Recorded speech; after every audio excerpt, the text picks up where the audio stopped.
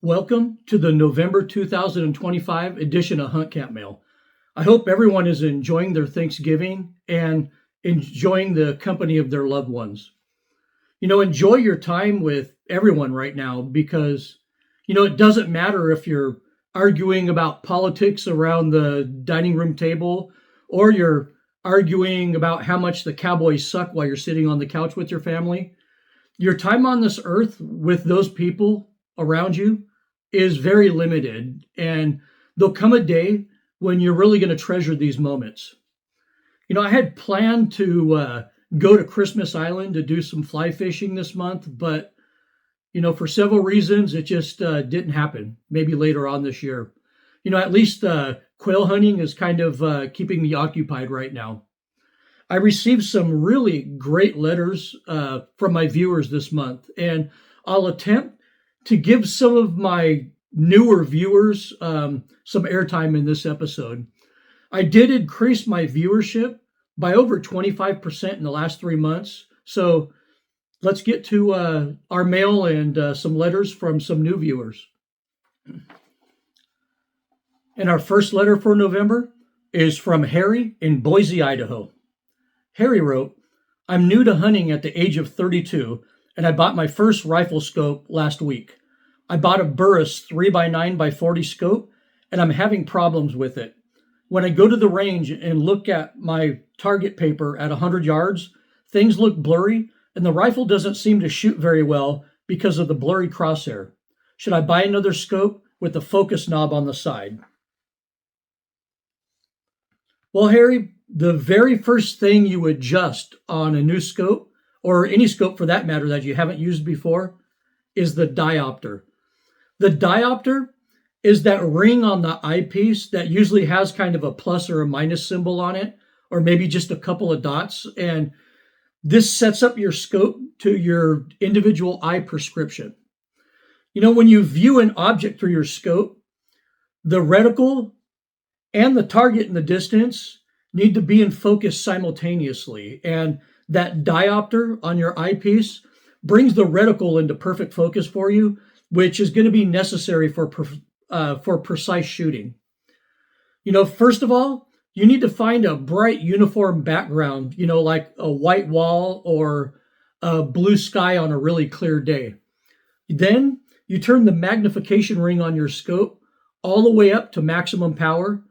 And then holding the scope, about 3.5 inches from your eye, wherever your optimal eye relief on that scope is, you hold it, 3.5, 4 inches from your eye, and quickly glance at that uniform background,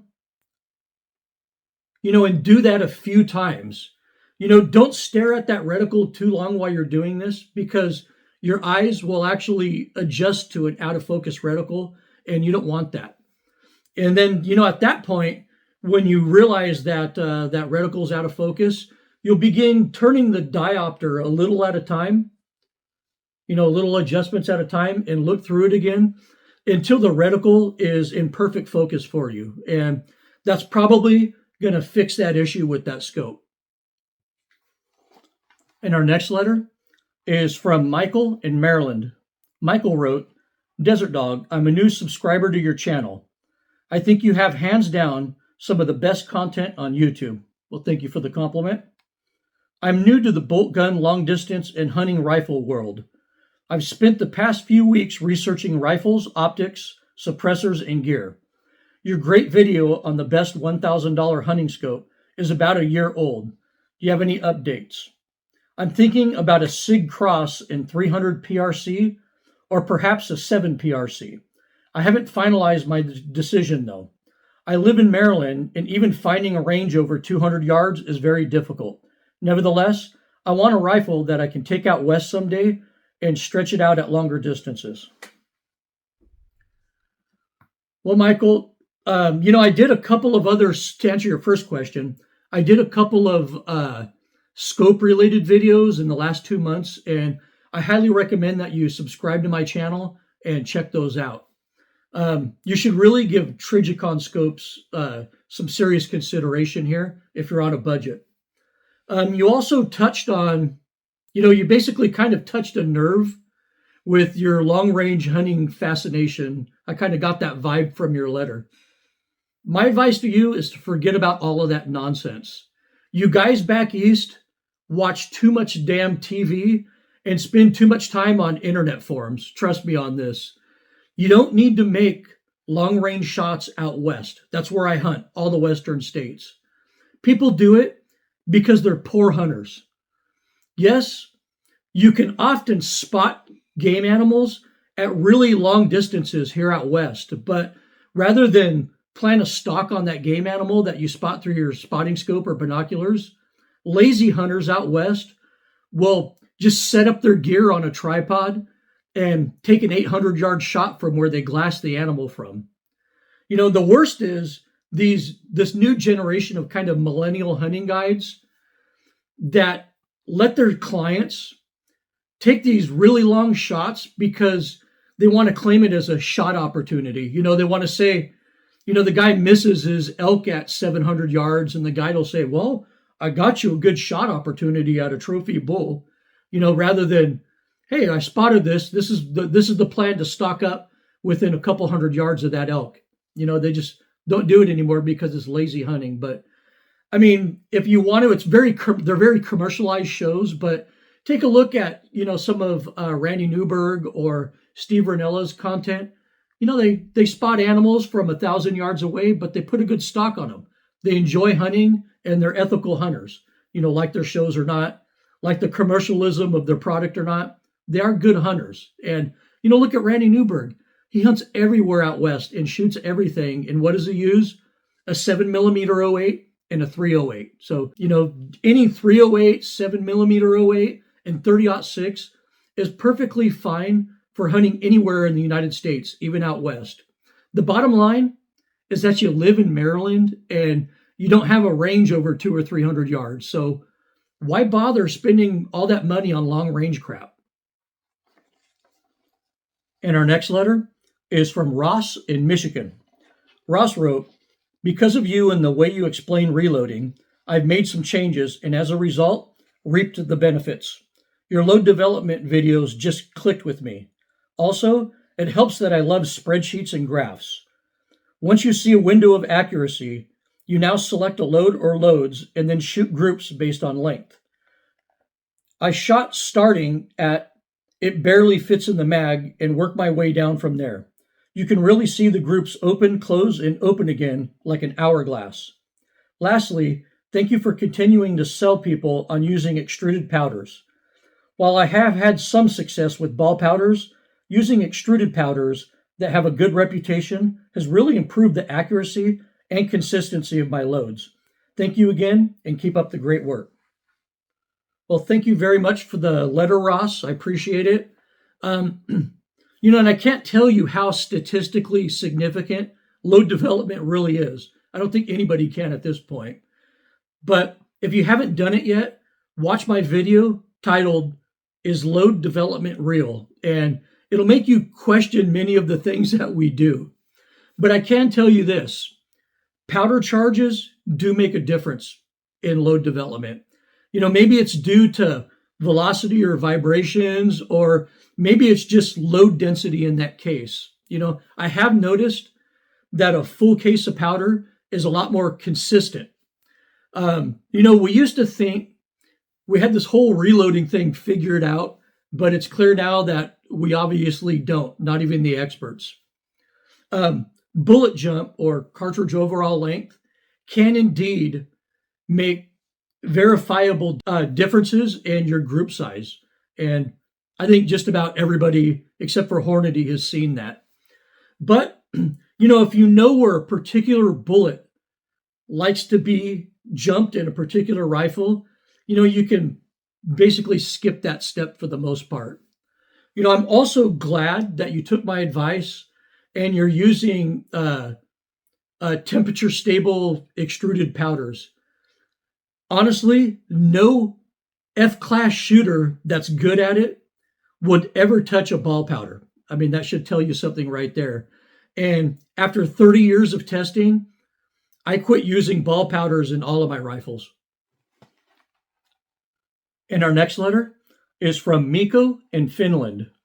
Mikko wrote, Hello, Desert Dog. In California, you are not allowed to hunt with lead ammunition. Is lead ammo also banned on your shooting range or just on hunting? In my country, we can hunt with lead ammunition, but can't use lead when pellets land on water. But the EU is on the path which will eventually ban the use of lead completely. With shotguns and rifles, the problem is not big. My question is, have you replaced lead on rimfire ammunition for hunting? Is there any good replacement for lead on rimfire calibers? It's a great question. And I have a video titled 22 Long Rifle and another one, I think, called 22 Magnum. And I think in both of those videos, I addressed the non-toxic or non-lead options on there. On our shooting ranges here in California, lead ammo is perfectly fine. We're allowed to use it. In fact, most ranges ban steel-jacketed or full metal jacket bullets on our shooting ranges because they start fires. I was a range officer at our local gun club for a while, and I actually saw a fire start out there with a guy shooting an old SKS with steel-cased ammo. So it is possible. But lead ammo is perfectly fine on all of our shooting ranges. For non-lead rimfire ammunition, I've tested the CCI TNT green loads extensively in both 22 Magnum and 17 HMR, and this has the 30 grain Spear copper bullets in it, and in my experience, they kill small game fine. But the only drawback to it is the accuracy doesn't seem to be on par with similar lead bullets, in my opinion. And our next letter is from Paul in Southern California. Paul wrote, "Thanks for posting the great watch video. I just hope it doesn't create a run on one of those watches I've been wanting to get. As an active outdoor enthusiast, watches are important to me for all the reasons you mentioned and then some. I've got a beater digital watch that I wear while hunting and fishing. While hunting this past week, I was watching a group of deer on a hillside about 100 yards away. My watch happened to beep to announce it was 8 a.m. The deer heard the tone and perked up. So one lesson for wearing a digital watch while hunting, silence the alarms and tones. Though it turned out good for me in that instance, it could have turned out differently." And Paul, you're absolutely right. You're 100% correct on this. I know guys that wear their digital watches or smart watches, and they set their G-Shocks or whatever so they could wake up early in the morning, and they kind of snooze it, only to have that damn watch make no noise while they're actively hunting later. I've actually seen that happen before. So listen to Paul's advice, everybody, if you wear a digital watch. And our next letter is from Noah in West Virginia. Noah wrote, "Hey, Desert Dog, earlier this year, I started a firearm cartridge collection, which is currently comprised of 7 cartridges. I want to expand my collection, but getting into firearms has been surprisingly difficult in my home state. I don't know what exactly inspired my collection, but I know that several years ago, I watched a video from Paul Harrell where he shows some cartridges from his collection and explains the meaning of some of the cartridge names. Most of the cartridges I currently have were acquired from friends or family members, not because I have my own guns chambered in those rounds. If you were starting or expanding a cartridge collection, how would you do it? Thanks for your time and assistance, and good hunting." Well, thank you for the letter, Noah. I actually know several people that collect cartridges as a hobby. Some of them are very serious, so your interest in doing so isn't out of the ordinary. One of the cartridge collectors I know concentrates on very old dead cartridges, and he has maybe a very expensive collection of those. Whatever you do, don't go to your local shooting range and start asking shooters for rounds to add to your collection. This will seem very suspicious to most gun owners, and they'll probably think that you're trying to collect evidence to incriminate them of something. So don't do that. So, you'll have to get rounds from friends and family like you're currently doing. You can also order cheap ammunition off a place like Gunbroker if you're willing to invest money into your hobby, to further your collection. Some cartridge collectors even make, shelves and elaborate display cases, which is pretty cool in my opinion. Just make sure that your cartridge collection isn't displayed in a place where small children might have access to it. The last thing you need is a 4-year-old swallowing a bullet, or, a little kid throwing ammunition, in the dryer before you start a load of laundry. And in this day and age, you definitely don't want that little kid taking your ammunition to school for show and tell. So make sure there's no child access to that.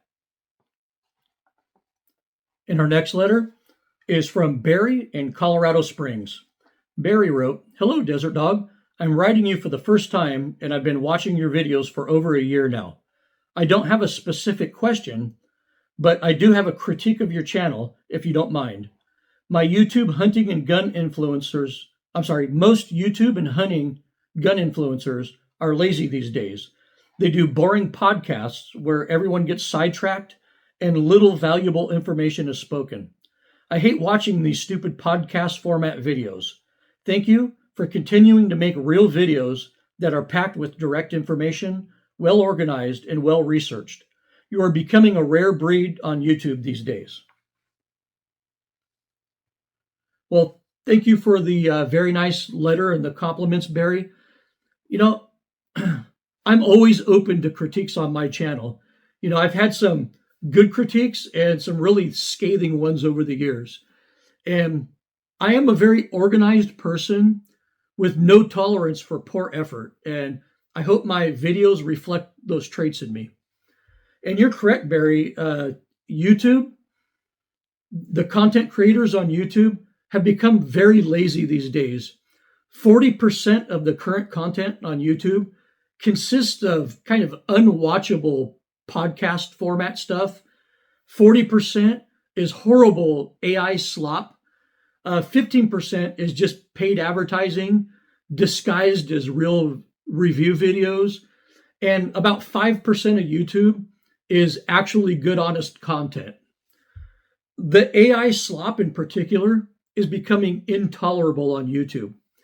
YouTube should have demonetized AI slop, 2 or 3 years ago when it started to become prevalent.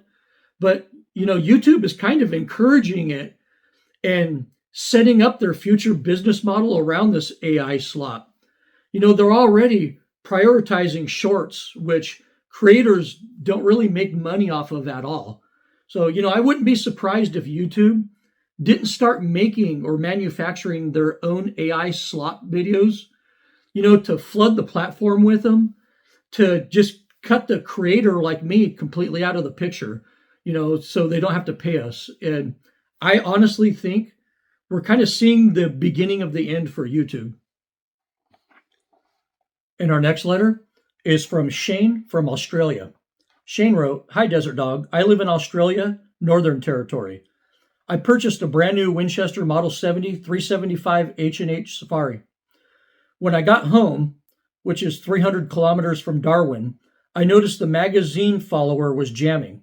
So I removed the one-piece floor plate and noticed the magazine was not fitted correctly. I fitted it all back together, and it still was not quite correct, but better. But while doing this, I noticed the bolt anti-bind was broken off, not bent, but snapped off.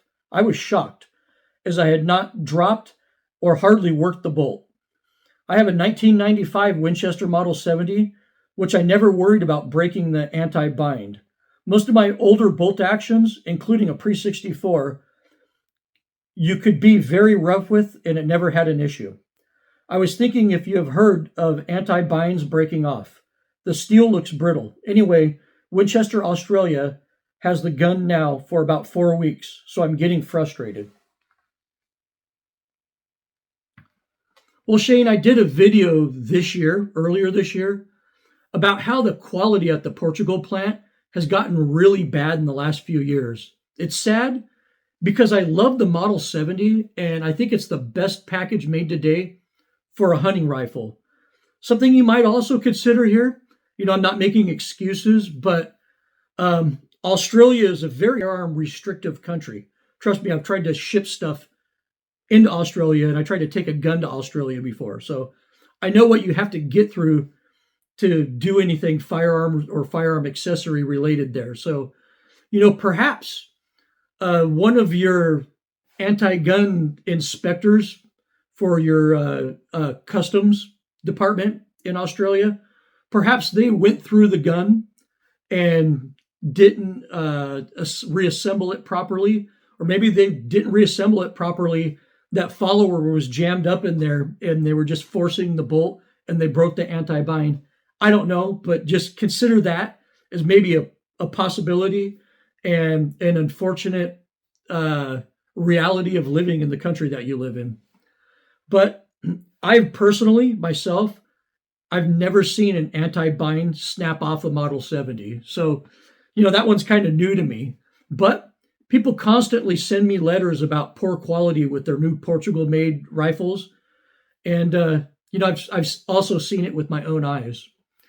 I sent Winchester numerous letters and emails with pictures, links, and borescope images of poor quality with their rifles, and they don't respond to me at all.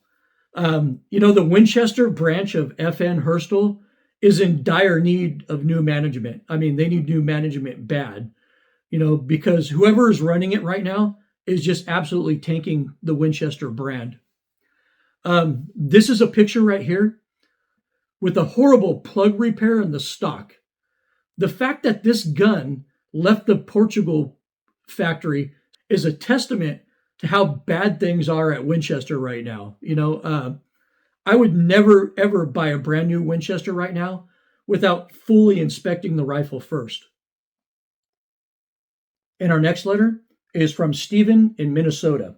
Stephen wrote, "I'm sick and tired of all these liberals trying to ruin hunting by closing down land and banning lead ammunition. Minnesota will soon be like California. I wish the federal government would stop these out-of-control liberals from taking away our land and regulating our ammunition." Well, this isn't a particular insult to you, Stephen, but you're wrong. Bullshit! Bullshit! Bullshit! The federal lead ammunition waterfowl ban was done by Republicans, not Democrats. Many Republican-ran states, ban lead ammunition on their state-owned lands. California was the first state with an outright lead ammunition ban out of any state. And guess what? Our last Republican governor, Arnold Schwarzenegger, was the one that signed that legislation and pushed it.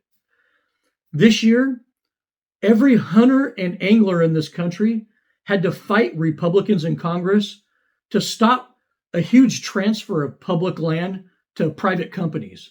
Mike Lee of Utah is the biggest enemy of public land in our government right now. And he's a prominent Republican that has Trump's ear. So, look at right now, the Republican head of the Bureau of Land Management, he just gave away a pristine public river in Colorado to a billionaire and blocked public access. Democrats want to end hunting because they just flat out hate us.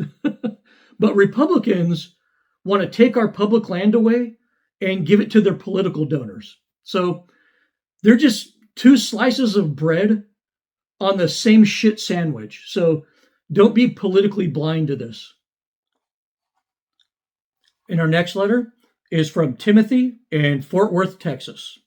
Timothy wrote, "I love your channel, Desert Dog. It's the only thing I watch on YouTube anymore. Your hunting rifle tier list video was the best video I've seen in a long time. It really tells us the current state of hunting rifle production and how these companies make good and bad products. You were very objective. Now, Could you please do the same thing for rifle scopes and hunting bullets? That's actually, if you read the comments section in that video, a lot of people actually requested the same thing. That particular video was extremely popular, but it took a lot of work to make, and it really wasn't my normal style or, kind of the vibe I like to put out there. I'll be honest with you, Tim, that particular video was inspired by a conversation I had with another YouTube creator. This creator, or influencer, I'm not going to mention his name, has a huge tactical shooting channel, and he's a good friend of mine. He told me that the best way to make a video go viral is to piss people off.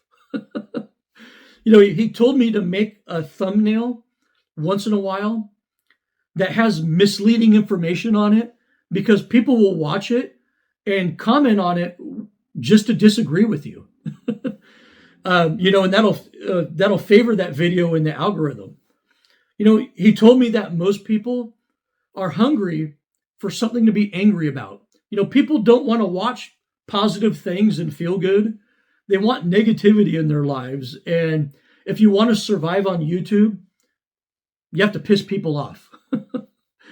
That video was kind of an experiment for me, where I gave you a misleading thumbnail and a highly controversial subject matter. As a matter of fact, that misleading thumbnail, half the comments that were in that thing were people that were just commenting on that thumbnail without watching the actual video.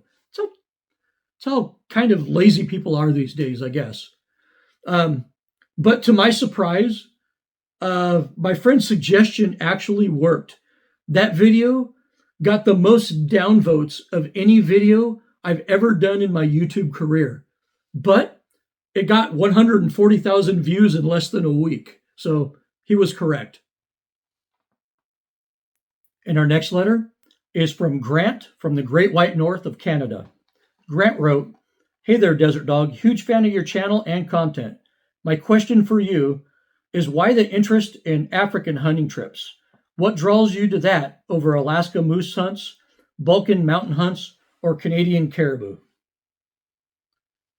A couple months ago, I think someone asked me a similar question about Alaska, which I have hunted numerous times, but I just don't think Alaska is a good value. And I think it's highly overrated as a hunting destination, in my opinion.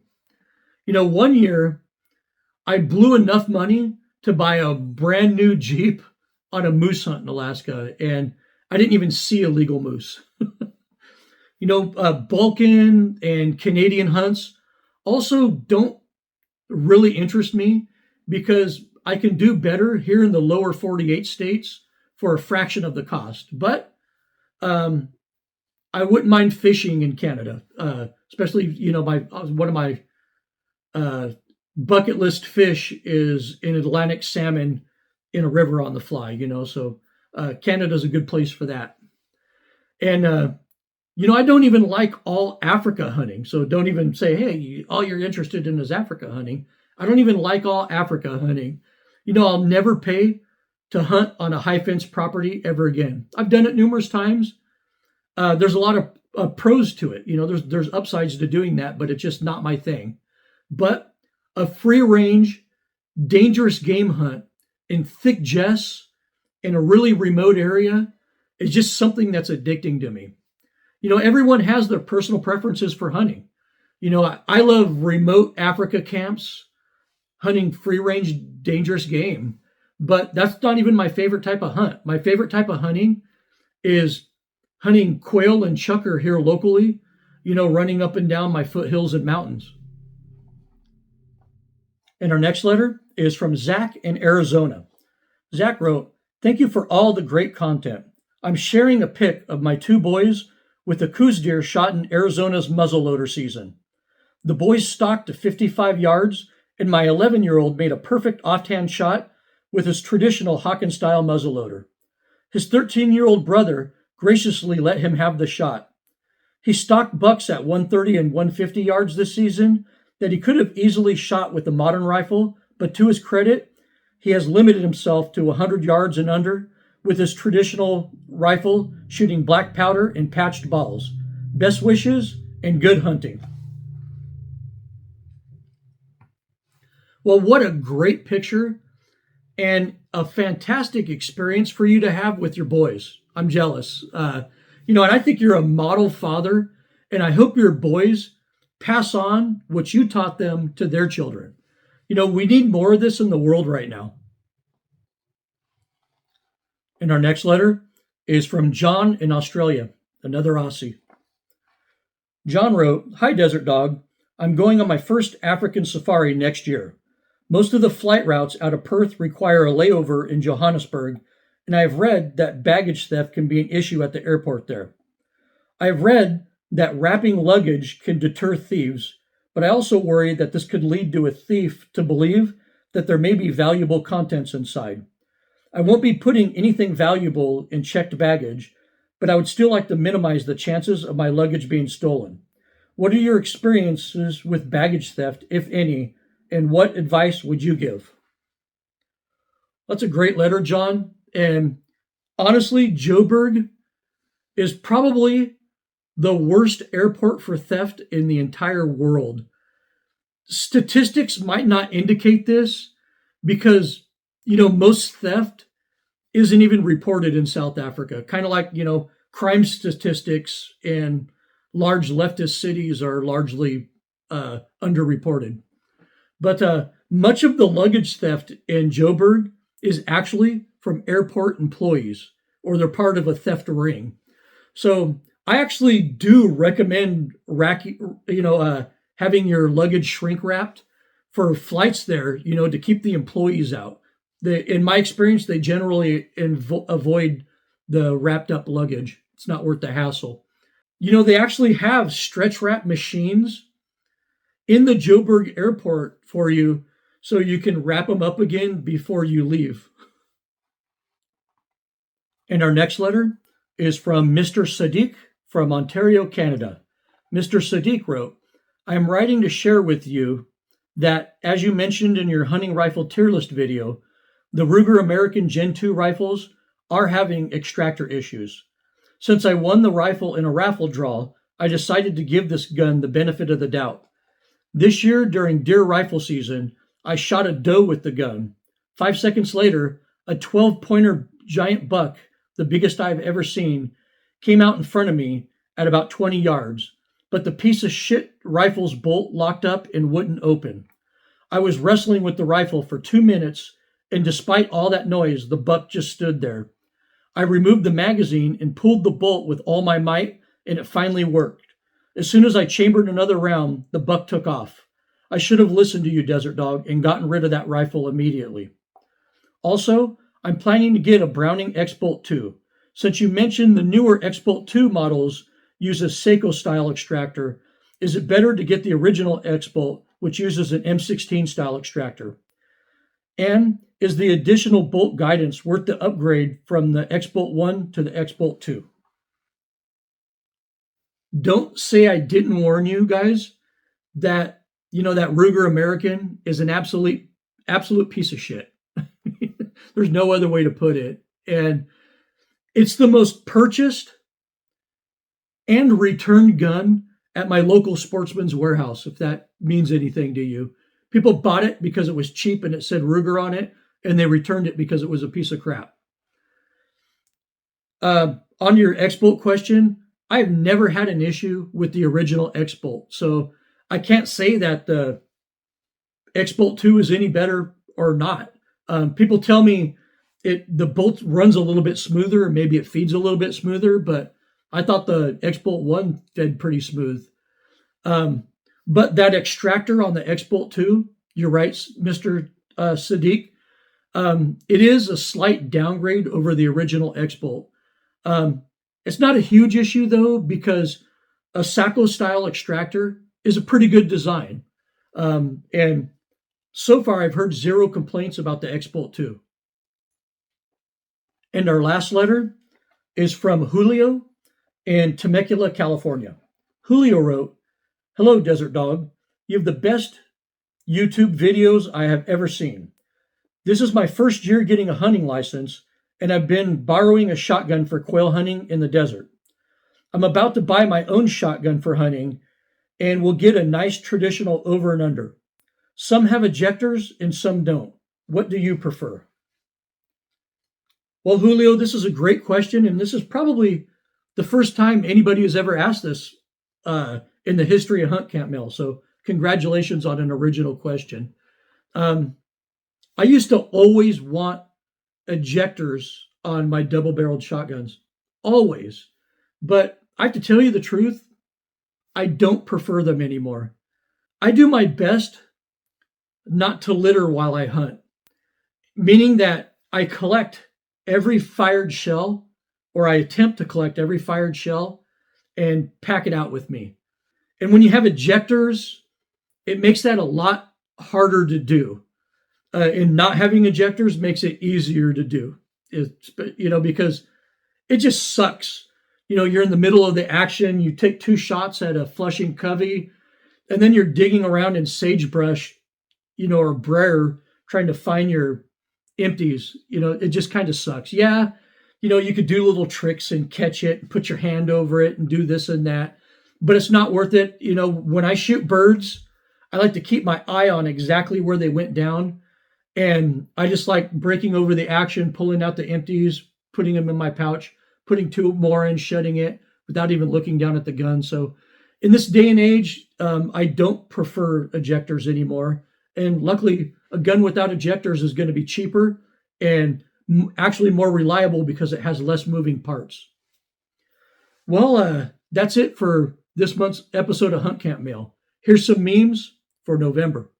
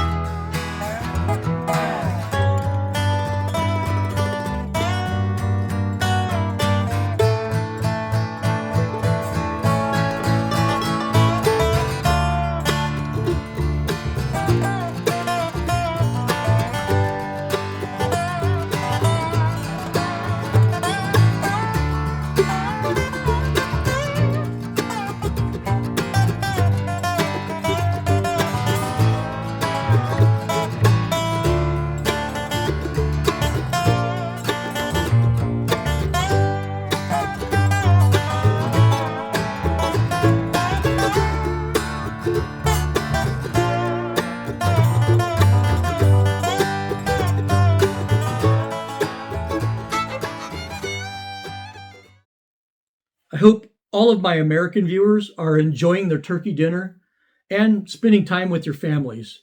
I don't care, who you are or what predicament that you're in right now in life. We all have something to be thankful for. And I'm thankful for having so many great subscribers like you. You know, it's about to get cold in the northern hemisphere and hot in the southern hemisphere. But I hope everyone has a great Christmas next month. And hopefully, I'm finally off of Santa's naughty list this year. We'll see. You can reach me with any questions or comments at desertdogoutdoors@gmail.com. Thank you for watching. And as always, good hunting.